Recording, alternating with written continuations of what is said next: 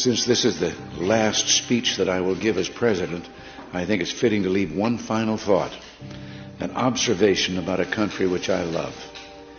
It was stated best in a letter I received not long ago. A man wrote me and said, "You can go to live in France, but you cannot become a Frenchman. You can go to live in Germany or Turkey or Japan, but you cannot become a German, a Turk, or Japanese. But anyone from any corner of the earth can come to live in America and become an American." Yes, the torch of Lady Liberty symbolizes our freedom and represents our heritage, the compact with our parents, our grandparents, and our ancestors.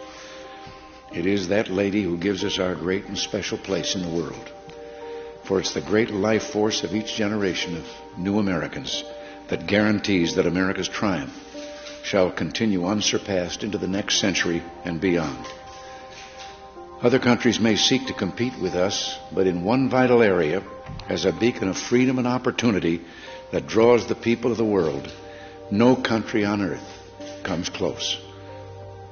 This, I believe, is one of the most important sources of America's greatness.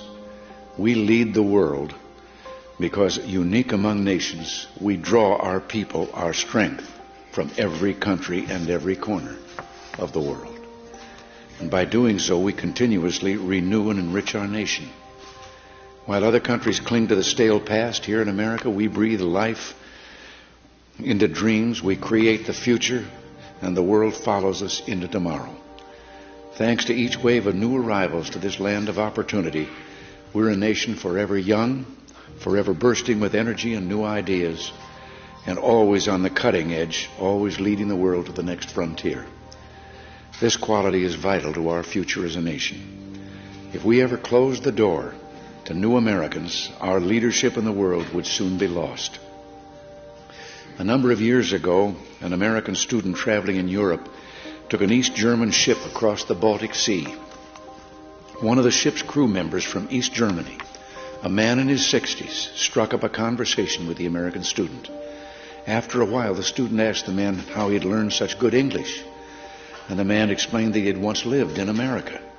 He said that for over a year he'd worked as a farmer in Oklahoma and California, that he'd planted tomatoes and picked ripe melons.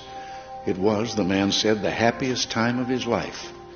Well, the student, who'd seen the awful conditions behind the Iron Curtain, blurted out the question, "Well, why did you ever leave?" "I had to," he said. "The war ended." The man had been in America as a German prisoner of war. Now, I don't tell this story to make the case for former POWs. Instead, I tell this story just to remind you of the magical, intoxicating power of America. We may sometimes forget it, but others do not. Even a man from a country at war with the United States, while held here as a prisoner, could fall in love with us. Those who become American citizens love this country even more. And that's why the Statue of Liberty lifts her lamp to welcome them to the Golden Door. It is bold men and women yearning for freedom and opportunity who leave their homelands and come to a new country to start their lives over. They believe in the American dream, and over they make it come true for themselves, for their children, and for others. They give more than they receive, they labor and succeed, and often they are entrepreneurs. But their greatest contribution is more than economic, because they understand in a special way how glorious it is to be an American. They renew our pride and gratitude in the United States of America, the greatest, freest nation in the world, the last best hope of man on earth.